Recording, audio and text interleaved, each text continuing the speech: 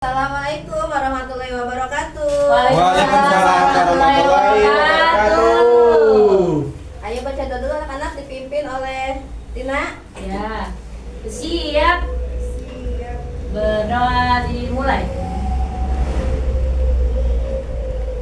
Berdoa selesai. Memberi salam. Assalamualaikum warahmatullahi wabarakatuh. Waalaikumsalam warahmatullahi wabarakatuh. Apa kabarnya hari ini anak-anak?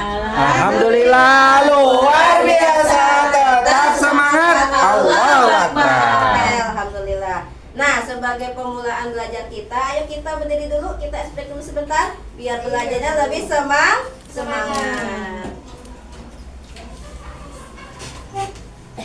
Ikuti instruksi ibu ya. Ketika ibu bilang pinggang, kalian bergoyang-goyang. Ketika kalian ibu bilang diam, jadi patung. Oke, siap. Pinggang, goyang-goyang. Patung, pinggang. Oke, terima kasih. Silakan duduk. Baik, kemarin ibu sudah menyampaikan materi mengenai norma. Norma itu apa sih sebelumnya? Aturan. Oke, aturan. Karena setiap manusia itu pasti memiliki yang namanya aturan, mau itu di rumah, di sekolah ataupun di masyarakat, ya. Nah, di sini ada norma itu berkaitan dengan pentingnya budaya antri, menciptakan ketertiban dan keadilan. Oh iya, ibu belum absen ya, lupa. Coba. Siapa yang gak hadir hari ini? Jae, Bu. Jae, kemana Jae? Bisul. Ya Allah, ngeri gak tuh merenya sakit. Mudah-mudahan Jae cepat sehat, biar besok bisa masuk lagi ya. Amin. Oke, lanjut. Nah, di sini ada pentingnya budaya antri, menciptakan ketertiban dan keadilan. Presentasi ini itu untuk membahas mengapa sih kita itu harus antri, ya. Nah, kehidupan sehari-hari khususnya di pasar. Lalu ada lagi biasa selain di pasar bisa di halte, ya kan? Bahkan di kamar mandi pun sama ya, kita harus antri. Nah, lanjut. Nah, dampak kekacauan tanpa antri. Nah, jika di pasar tidak ada aturan antri, maka akan terjadilah kekacauan, perselisihan dan penundaan layanan yang signifikan. Karena semua orang itu akan berebut. Berebut apa? Berebut ingin lebih dulu. Misalnya kayak Tina belanja di Alfamart, ya kan? Dia menggunakan apa tuh laptop ya untuk pembayaran kan? Nah, berarti kan bergilir pengantri. Kalau misalnya yang belakang lebih dulu maju, kira-kira perasaan Tina bagaimana? Kesel ya kan? Ya ada nunggu kan? Iya. Tapi malah dulu yang belakangan yang dilayani oleh mbaknya. Walaupun katanya menghitungnya cepat, pakai apa tuh? Pakai Mbaknya saya marahin, Bu. Oke, marahin aja nggak apa-apa. Tapi harus dengan apa? Aturan dan sopan santun. Jangan sampai menyakiti orang lain. Lanjut. Nah, sekarang dampak antri. Yang negatifnya ya, yaitu kekacauan dan keributan, pemborosan waktu dan ketidakadilan. Nah, kekacauan di sini bagaimana? Orang akan saling berebut dan berdebat menyebabkan situasi yang tidak terkendali. Seperti tadi contohnya, ketika di Alfa pasti kan walaupun hanya satu orang yang serobot tetap apa? Rame kan? Nah, dalam mengantri itu berarti kan ada yang namanya apa? Algoritma, pola untuk mengantri sesuai dengan aturan. Kenapa sih Bu kita belajar algoritma? Nah, sebelumnya kita kan pernah belajar apa tuh? KA kan? Mengenai yang unplug. Apa itu unplug Bu? Unplug itu kan kita itu di sekolah tidak semuanya menggunakan handphone. Bahkan sekolah kita aja komputer masih pinjam. Nah, kemarin Ibu sudah mempelajari unplug kepada kalian.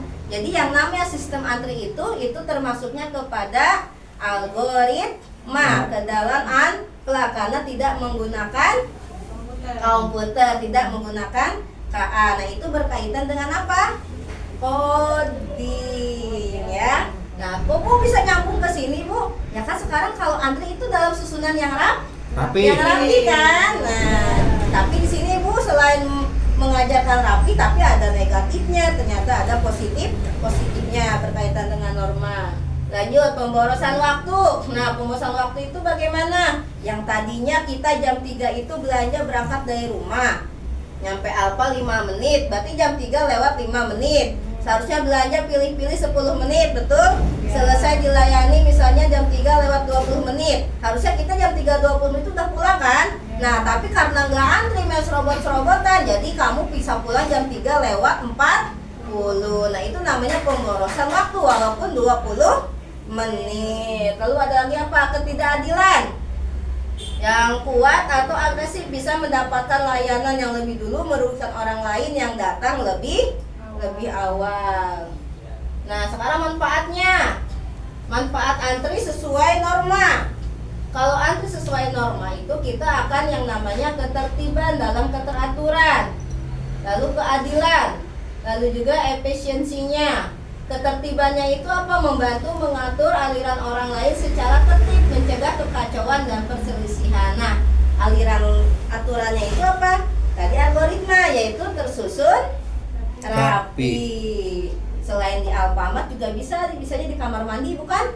Kalau kamar mandi umum, misalnya ya pas datang satu, lalu ada aturan lagi yang kosong, ngantri lagi, lalu ngantri lagi, ya itu kan. Nah, itu merupakan algoritma.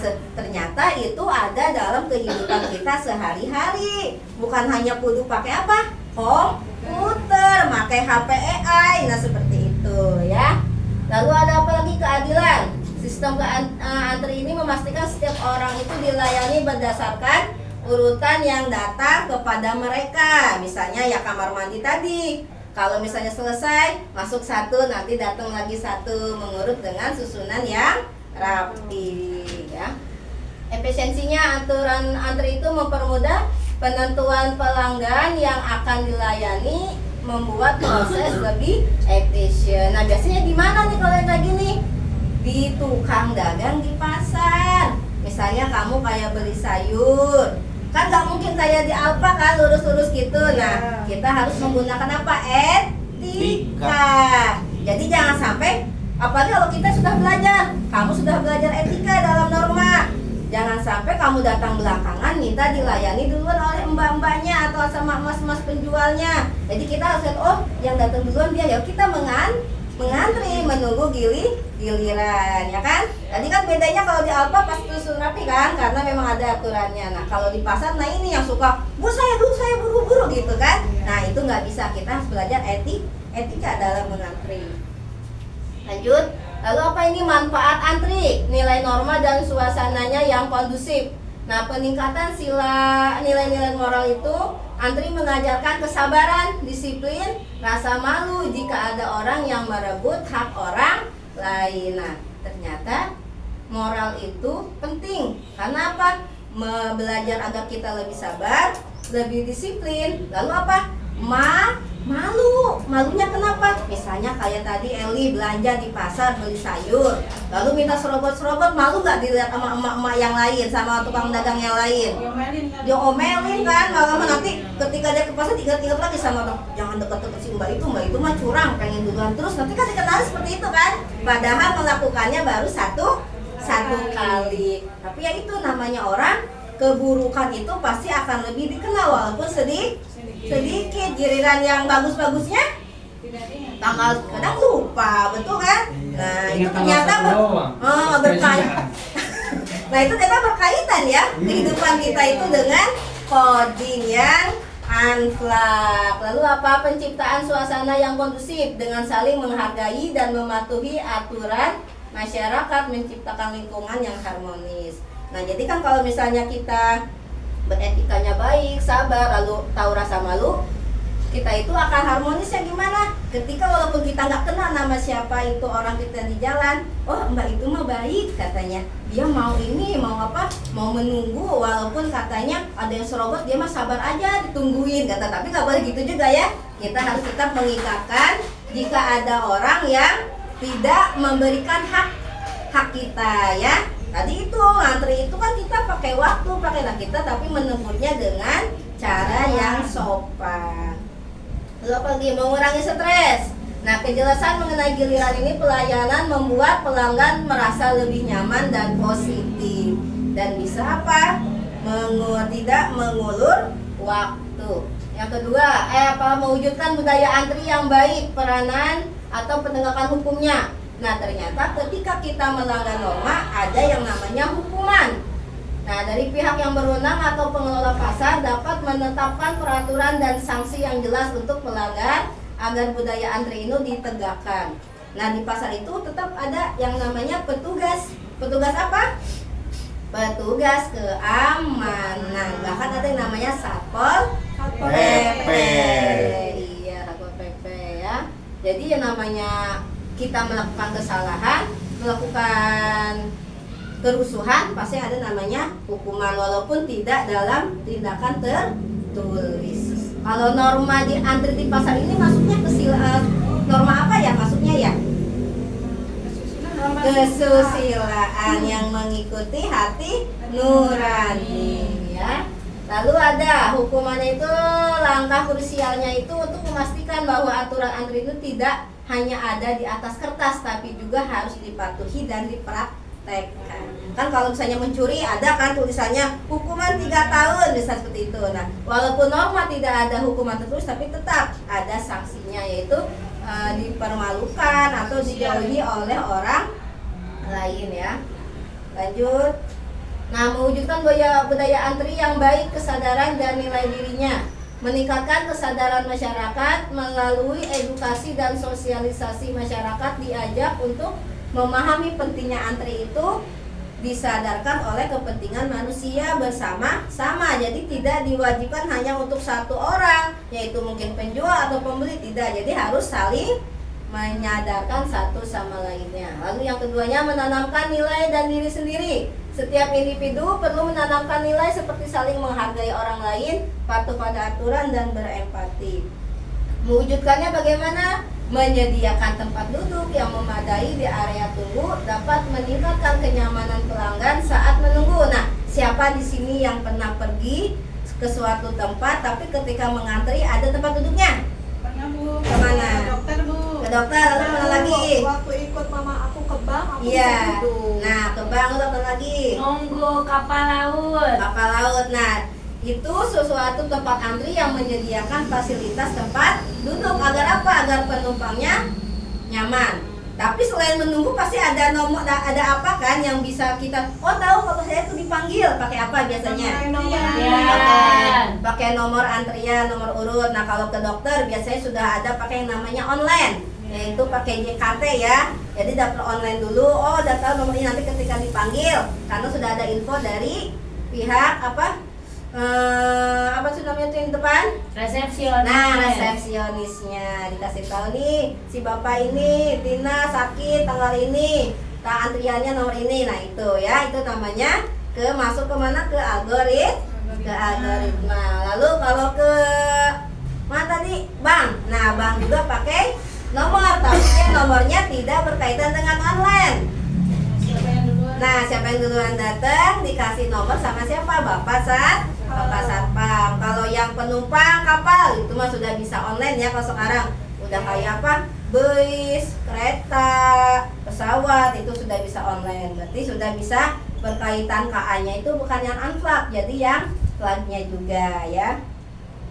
Lalu kesimpulannya, masyarakat itu akan lebih baik ketika budaya antri itu bukan hanya tentang menunggu giliran, tapi juga masyarakat membangun lebih tertib, adil dan berbudaya. Dengan memahami dan menerapkan prinsip antri, kita berkontribusi pada lingkungan yang lebih harmonis dan mengurangi rasa stres.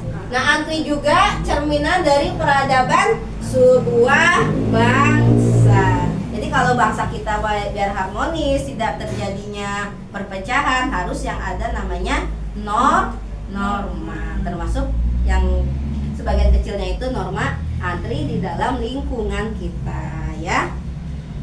Lalu Ibu di sini ada gambar. Tunggu. Mana sih? Nah, ini di sini ada namanya flowchart. Ibu bikin di ChatGPT. Lalu dia menggunakan sistem antri ya. Antrinya tapi dalam pasar. Nah, kita start itu di rumah, lalu datang ke pasar, datang lagi memilih Barang. barang. Ada apa tidak sih tempat itu barang yang kita ingin tuju? Nah, kalau tidak ada berarti kan kita bisa langsung apa tuh bayar, kan nggak mungkin bayar ya kalau tidak beli. Nah, misalnya pilih-pilih barang nggak ada, berarti kita keluar. Misalnya kalau misalnya kayak di Alfa ya, kita kan datang-datang dulu pilih-pilih kan, barang nggak ada, oh nggak ada, bukan ke kasir tapi langsung ke pintu keluar, maksudnya seperti itu. Tapi ada pilihan kedua, jika barang itu sudah ada, kita harus apa? Mengantri di kasir. Biar apa? Agar kita bisa sesuai dengan urutan, orang yang datang dulu lebih dulu dilayani, yang belakang tetap di belakang dilayaninya. Lalu membayar barang. Setelah membayar barang, barulah kita bisa mengambil dan pulang. Nah, coba kalau menurut Tina melihat gambar ini apa sih? Cara-cara antri di pasar. Ya, bagaimana coba bisa dijelaskan bisa? Kok bisa beda-beda sih Bu gambarnya, lalu ada garis-garis panahnya Itu itu.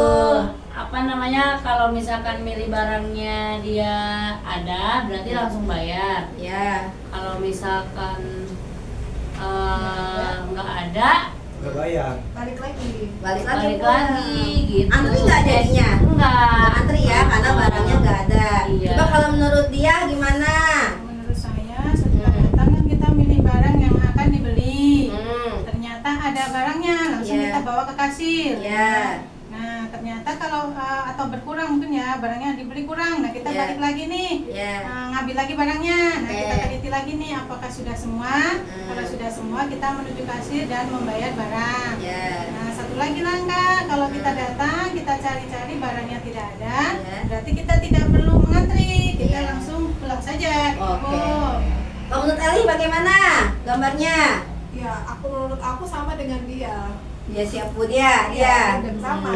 Sama ya. Jadi walaupun katanya ini ada beberapa siswa, tapi pendapatnya berbeda-beda. Mengikuti apa? Mengikuti alur gambar. Nah, berarti kan ada kecerdasan kan dalam pikiran kita kan? Iya. Nah, iya, karena manusia itu selayaknya memang diberi akal untuk berpikir. Walaupun gambarnya satu, tapi pendapatnya bisa berbeda dalam sistem antri kita. Nah, sekarang Ibu mau praktek, coba tuh bawa ke depan. Semuanya boleh. Baris Misalnya. Bu, baris. Baris, kalau jangan dulu baris, satu tunggu instruksi dari Ibu. Berdiri Nah, dulu apa gimana? ya berdiri dulu. Di sini misalnya ada toko sayur. Ya, di sini ada toko sayur. Coba Ibu kasih instruksi, jika kamu belanja tapi tidak mengantri, bagaimana kondisinya? Tuh. Nah, kan? Oh, kan? Nah, aku dulu ya. Padahal yang datang belakangan siapa? Ya kan? Curang nggak? Padahal duluan siapa tadi? Dia kan? Nah, Tapi kan aku pengen cepet Bu. Nah itu hal yang tidak baik dalam norma. Ketika belanja itu harus tetap pada aturannya, disiplinnya, mematuhi hak dan kewajiban orang lain. Nah sekarang kasih contoh lagi, kalau misalnya belanjanya itu sesuai dengan aturan, bagaimana? Yang belanja dulu misalnya dia dulu sob, bagaimana? Lalu Elih belanja. Nah ini coba lurusnya bagaimana? Nah ini sudah masuk ke coding ya, mengenai algoritma. Walaupun kita tidak pakai komputer, kita sudah melaksanakan coding, yaitu dengan Android, tapi dengan etika juga. Boleh, silahkan boleh duduk. Antri pulangnya. Iya, bolehnya ngantri juga ya. Oh ya anak-anak, tadi kan Sita sudah membahas tentang proyek di pasar ya. Nah sekarang Ibu mau mengajarkan kalian bagaimana sih kalau antri itu kita memakai aplikasi HP. Misalnya tadi kan kayak siapa yang di rumah sakit, siapa? Tina tadi ya? Ya. Ya Bu. yang Oh tadi. iya dia online. Kalau rumah sakit itu kan Ibu bilang bisa pakai JKN kan, daftar online dulu, nanti pas datang baru bisa dipanggil oleh resepsionis. Iya. Lalu misalnya kayak apa? Tina yang ke mana? Kapal ya? Ya. Nah, bisa beli online juga. Ya. Kalau siapa Eli kan di bank ya, pakai kasih nomor. Online juga. Nah, bisa online bisa tidak kalau di bank. Kalau di bank kan dikasih kartu, dikasih kartu sama siapa? Satpam ya. Nah, kalau yang dia tadi kan di mana? Di rumah sakit pakai online, betul? Ya. Nah, kalau di rumah sakit pakai online, Ibu mau memberitahu kalau misalnya mendaftarkan kita untuk ke rumah sakit kan ada namanya daftar pertama dulu, ya kan? Masukin data kita, masukin usia kita, lalu mau ketemu dokter siapa, betul? Nah, itu salah satu dari kecerdasan KA. Bagaimana sih kalau kita itu mau sistem antri, betul? Nah, ketika dia sudah masuk ke rumah sakit, lalu menyeken apa? Setelah daftar ada yang namanya scan barcode. Nah, ya barcode scan nomor itu. Nah, itu bisa di-scan di mesin yang ada di rumah sakit. Nah, itu termasuk sistem antri pada kecerdasan artifisial. Coba sekarang dia ke depan. Misalnya ceritanya kamu sudah daftar di rumah ya, masukin nama kamu, masukin sakitnya berapa, usianya berapa, lalu udah mau ketemu dokter siapa, sudah ada kan nomornya, misalnya nomornya 80 dari daftar itu. Nah, ketika kamu masuk ke rumah sakit, kamu buka nih HP kamu yang ada scan barcode-nya itu. Nah, barcode-nya boleh kamu scan di kamera yang ada di rumah sakit. Kita ini ceritanya kameranya ya. Nah, ini barcode yang sudah dari kamu. Nah, masuk kan? Nanti muncul ya, Bu? Muncul ya, muncul kertasnya. Ada kan nomornya sesuai dengan antrian yang di HP? Iya, Bu. Nah itu sistem antri dalam KA. Iya, kejelasan dari mesin tersebut ya. Nah, ini yang dari rumah sakit. Coba yang tadi di bank. Yang di bank kesini siapa di Elia? Aku pakainya nomor, Bu. Iya kan sini kan ada 2 contohnya katanya ya. Oh sini. Nah kamu datang ke mana? Ke bank. Ke bank. Datang duduk pertama. Tapi kalau ngambil nomor antri duduk aja kan? Iya. Dipanggil nggak kira-kira sama pihak bank? Iya. Enggak dong, kan nggak ngambil nomor. Aku udah ngambil nomor. Oh ini cerita kan belum? Oh ya belum ya. Ceritanya belum ngambil nomor. Nah sekarang ngambil nomor ke bank. Ibu kasih, cerita ibu satpam, mau kemana? Mau ke CS apa ke teller? Aku mau nabung kemana tuh, Bu? Mau nabung berarti ke teller. Ya. Nah ini nomornya. Nah duduk, dipanggil kan nomor berapa kamu? Nomor 2. Nomor 2. Nah itu ada perbedaan nggak dengan tadi yang di rumah sakit dengan yang di bank? Ada ya. Kalau tadi menggunakan KA-nya kan, pakai scan barcode-nya kayak mesin. Nah tapi kalau yang di bank manual, pakai kertas. Biasa sama halnya tadi yang contoh kamu ketika belanja di pasar ya. Yang apa? Yang mengantri, lalu yang tidak antri, maksud seperti itu. Paham maksudnya? Iya, paham. Oke, boleh Ali duduk ya. Oke. Nah, itu materi hari ini mengenai sistem antri di lingkungan kita ya, baik itu di masyarakat, lalu misalnya ada juga di sekolah, ada juga di rumah ya. Mudah-mudahan materi yang Ibu sampaikan bisa bermanfaat untuk kalian semua, oke?